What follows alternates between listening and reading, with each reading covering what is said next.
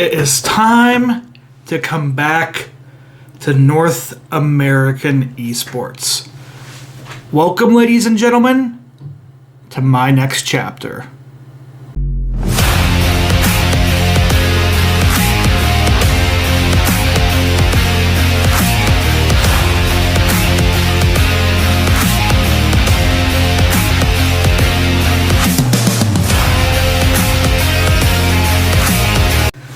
That is right. I have decided after many years to start putting myself back into LCS, LTA now content and fandom, and I picked a team, Shopify Rebellion. Now, if you're here for the Rebel recap, just to go over the first series we've had this season as Shopify Rebels, you can check the link below. You can find out that timestamp. It's later in the video. But I want to go over why Shopify is not just the team I'm looking to support now, but is the team I want to support and make content about.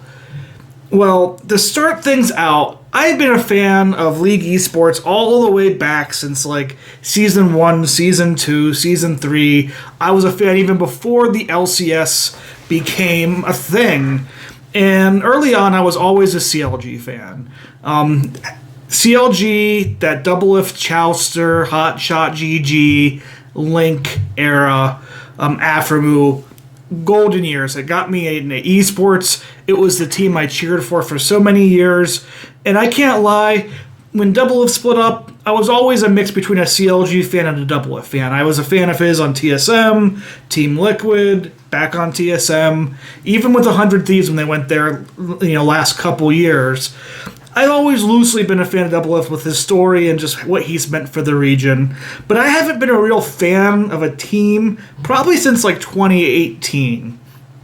I've been watching the North American teams in the background, kind of half being a hater, half being a realist, whatever you want to call it, but something changed in me recently to where there's been an org I've been noticing doing some stuff that I've really enjoyed, and that's Shopify Rebellion. Yes, last year they weren't exactly off the riff great. They had one series win in summer. They weren't really much of a player in spring. But they've been doing a lot as an org to try and grow out their brand and grow out their esports in ways that just wants me to support them.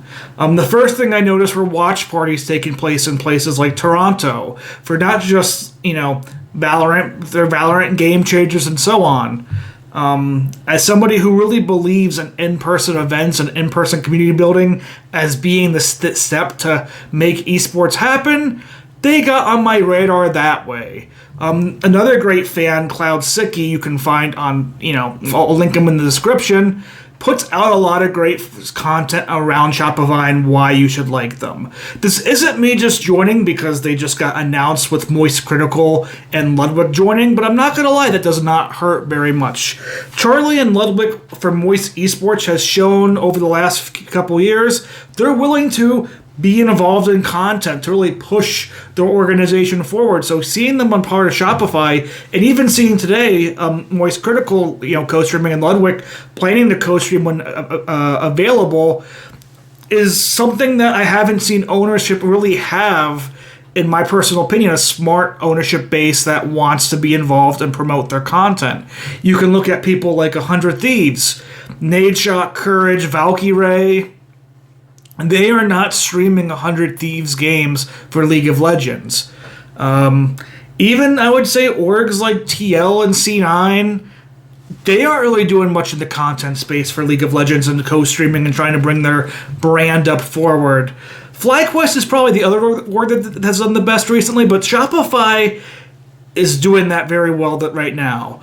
They also, I feel, did something really, really smart and innovative, which is they took their New Jersey release and they made it a $20 promo, from $70 to $20, and that showed me that this is an org that wants to build fandom. This is an org that wants people to buy in. This is an org that's thinking about its fans first and not how to make money off its fans. Now, every org needs to make money off their fans, and hey, Shopify, if you want to make a ball cap, I'll be happy to buy it here as soon as possible. But that in itself really made me want to be like, you know what? I believe in this org and I want them to succeed.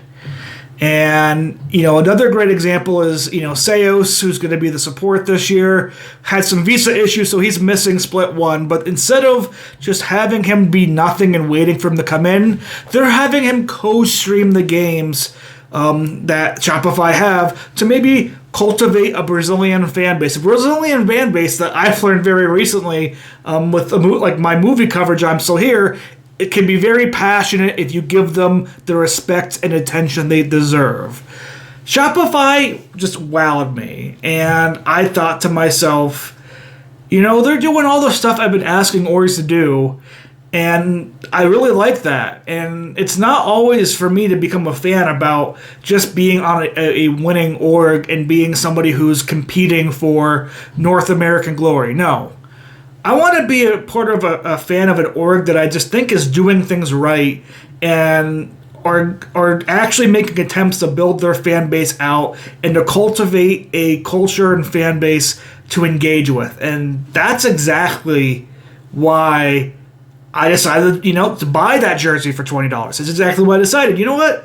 We're going to take it a step further. We're not just going to be a fan of Shopify and my friends' Discords and on Twitter and stuff. I want to do my Rebel recap of every game they play the rest of the year. So this is episode 1 where we face FlyQuest. So let's just get into the game. So, League of Legends LTA comes out, and we're in this weird split where we had to draw teams. And if you ask every North American team, who's the one team you didn't want to face? It was FlyQuest. Why? Because not only are they the LTA Summers champion or LCS Summer Split champion, but they were able to take games off of multiple Korean teams, including taking one of the favorites for Worlds, Gen G, to a full 5 games. Something we really haven't seen from a North American team in a while. And unlike a lot of years where North America teams leave Worlds and they have roster changes, this FlyQuest team, they stuck together. So I knew today, going into this game, we are going to be having ourselves a big, difficult challenge because not only are we trying to bring a roster together of very much new players except for V-Boy and Zazel subbing in, but we don't have our support that we were prepping for. We have Palafox and Contracts coming off a pretty bad year on NRG. Fudge had a whole split off after being benched by C9, and we have to go up against the reigning, defending North American champions in FlyQuest. And not just any defending North American champions, a quarterfinalist at World's North American champion, a quarterfinalist that took 2 out of the 5 games off of Gen G. So yeah, how did it go? Well, early it seemed like it might go fine. We didn't have the best start, but we were making a play somewhere else. We had Skarner early, a very OP pick, and we made plays topside to get the first 2 kills of the game. It was a great dive. We were able to juggle towers as best we can. A great Palafox roam led to us getting a 2-0 kill advantage, and, we were working ourselves into this game, and you thought, maybe with people like the Varus, people like, Hui, we had a real shot to carry this game forward and how to play. Unfortunately, FlyQuest got a comfort comp. Busio on Rel, Whippo on Urgot, you had Quad on Cassiopeia, and we saw very quickly, after that first double kill, you cannot allow FlyQuest a single moment to react.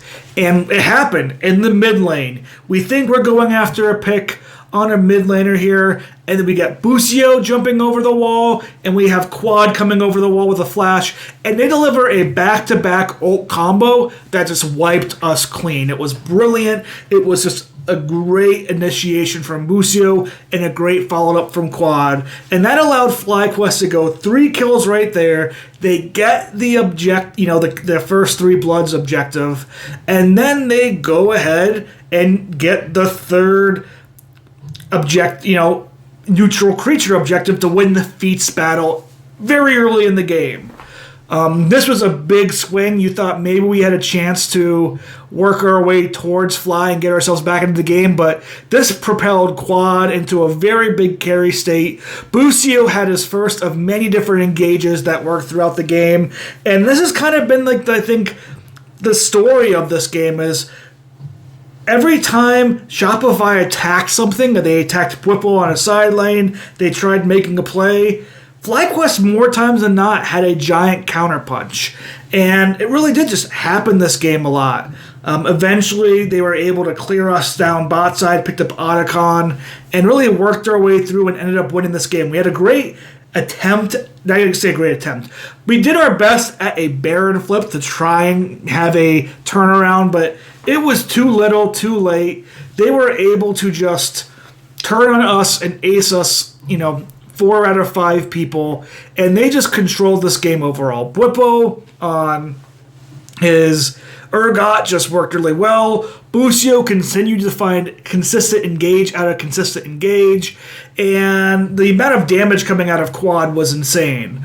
Not lost on me in this is going to be, I feel, Masu, who, even in fights, was a fight topside where we thought we had 2 kills, we got collapsed on, and it got to the point where Fudge on the Jax tried going on Masu, but it didn't matter. He couldn't get away. Even with the Counter-Strike stun, Masu was able to help clean up that fight, and pretty much the first game was a major blowout. Now, there's some stuff that I know is going to be tough to, build for. Palafox was doing his best on the Hue that game, and there was definitely some promise, and I think some promise with team comp building. I liked how our team was just committing to things. Unfortunately, FlyQuest, anytime you committed to a side lane on something, they were either collapsing or they were taking a bunch of stuff on the other side of the map. Their macro this series was immaculate. Their macro this game was immaculate. And they really punished all the time Shopify overstepped here in Game 1. Game 2, however, this was a slower start. Both teams kind of had 3 kills. The objectives are being traded kind of evenly. The gold was still kind of close, but the problem is every time, Shopify would do something on one side and maybe overdo a little bit, well, FlyQuest counteract, and they found themselves in a little bit of gold lead as the game went on. And then we eventually got to Otacon, 20-plus minutes. Kills were, I believe, 3-3 apiece. And we were able, through just misplay, catch Bwipo, who was playing in Bessa, and got an early kill on her.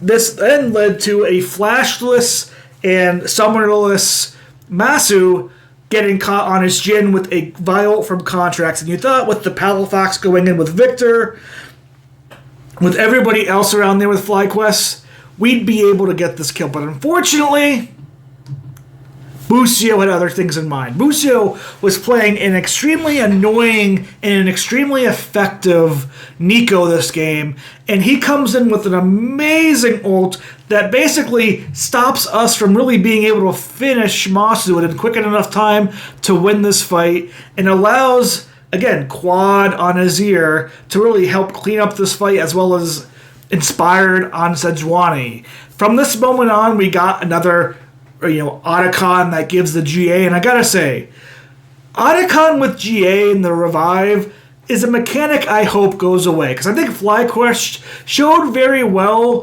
what this power means. It means you can run at people and you can start fights and create fights with little and any actual downside. If you go in with your solo laners and they trade 2 for 1, guess what? They're just gonna, they killed one person who has a big death timer, they can go back to base. And if they have teleport, they can just teleport with their team and push on further. Who, by the way, their team, if they're AD carry, jungle, and support, have GAs or, revive mechanics, they now can go hard and revive right back and not have an issue. It was shown very well through FlyQuest. This mechanic is extremely broken in my mind under the hands of the right people. And maybe Shopify, we were spending too much time chasing down people who had these revives to try and punish them. But these teams were showing today that, hey, you have the revive Otacon's buff. Guess what? We will push a turret to the maximum limit, even if it means our HP is going away. We will dive you and trade 3 for 1, 3 for 2, because guess what? Your people are dead, our people are revived, and we can come right back and go after that objectives and apply even more pressure right away. I just think it's, the Chemtech Soul from a couple years ago that was the same exact type of stuff. We got rid of it because it was overpowered and broken. I don't know how long Otacon's buff here for the GA is going to last, but it seems like in pro play at least, it's pretty broken. You just force things together, you force summoners out, you force a team back. Their response is either I fight you and you come back right away, and if I'm low HP, I have to reset and you can come back and just punish us, or I die and you're limit testing to with a failsafe that allows you to limit test. FlyQuest played these Otacon buffs really well, and even though we really had a chance in the second game, I feel, to try and punish, Whippo and his aggressive play, Busio was just playing so good at creating disengage and creating, blocks of moments, and that Otacon buff and that Otacon GA really led to a big map state that was too much to come up with and allowed them to just end the game and win this series 2-0. Am I disappointed? Maybe a little bit. My hope today was that Shopify would be able to maybe push, FlyQuest to 30 plus minutes into a game, push them to maybe getting a 2-1 scoreline. But I also have to realize Seos is not on our team right now. Zazel, who has some experience with B-Boy, wasn't somebody who's planned to be the support on this team. And Contracts and Palafox are people who played together, but they haven't played together that well with Fudge, and they haven't played together that much time with B-Boy or Zazel. And we were also going up against one of the best-looking North American squads we've had in years. And FlyQuest didn't look like they missed a beat. I don't know if the draft in the first game was as bad as people will make it seem. I just think you look at the way FlyQuest played. Busio was outstanding today. But whether it was his Rel engages and ults or his Nico disengages, engages, and ults, he created a major barrier that allowed his carries to get the damage off in ways we weren't able to. I know we had a Leona game and we were really able to try to exploit side lane pressure, but getting a kill on a side lane, we found out today, isn't worth it if they're putting down 2 other turrets somewhere else and they're sacrificing that individual. There's a lot of things we can learn from this. I know there's a lot of people who are C9 fans that are grasping at the love that the fact that Fudge seemingly got beat by Whippo today. And in a lot of ways, Whippo did beat Fudge today. But, you guys got 4th place last split without Fudge. He was able to easily carry you and beat 100 Thieves. When you replaced him, they were able to easily beat you in playoffs. But that's enough about Cloud9 Kia. I'm just excited for this season. I'm not sure if we play the loser this week, that of Lion Gaming and Cloud9, which is Lion Gaming, or if we're going to be playing one of the other people with the losers bracket. But I do think no matter who we see there, this is a great chance that Shopify rebounds. I think we showed some team coordination enough. I think we could get some lessons from FlyQuest enough, and we could really have a chance to be on somebody who's not coming off an excellent end game of last season with the whole roster. We can go against somebody who's maybe learning their team a little bit and surprise and get a win in this Fearless system next week. Overall impressions, though, Fearless, didn't do that much for me. In fact, I think it kind of creates more sloppy games and more lopsided games. I think you see this throughout the other different regions because you have people playing these weird champ balances. Drafting is a lot easier to go different places. And as far as the whole entire we need to stream Scrims stuff, I don't know if that's actually going to make a difference. I don't think your average North American fan who watches in and checks in on LTA weekends is like, I'm going to watch a Scrim tonight. they're not looking for that content. They want to watch the actual games, and I don't think scrims are as entertaining as people think. And with teams like Shopify, with teams like Disguise, anybody who's coming in like Lion Gaming, who is trying to develop a new roster, do you really want to put yourself on camera for scrims when you're really trying to focus on, in getting this roster working together and building up that team chemistry? I don't necessarily think you want to be doing that. So I know there's people out there, including friends of my own, that are shouting from the rooftops, stream scrims. I don't think that's a solution you're looking for. But Shopify, keep up with the good content. Keep up with all the player introductions. Go give love out there to any other Shopify fans. If you found me here because you're a Shopify fan, let's join this rebellion together. Let's be rebels together. Let's turn this into a fun thing to come into once or twice a week after every Shopify Rebellion game and have a good time. I'm in this for the long haul. We'll be here next week again, recapping the next game we have for Shopify Rebellion. And even whenever I'm away on trips, I'm going to make time to do my Rebel recap. But that's going to be it for me. Hopefully soon my Shopify 2025 jersey will come in and we can wear the right merch, we can see some wins, and we can make this Rebel recap into something special. But other than that, check out some of my other content here, movie reviews, TV show type talks, all that fun stuff. And yeah, let's go Shopify.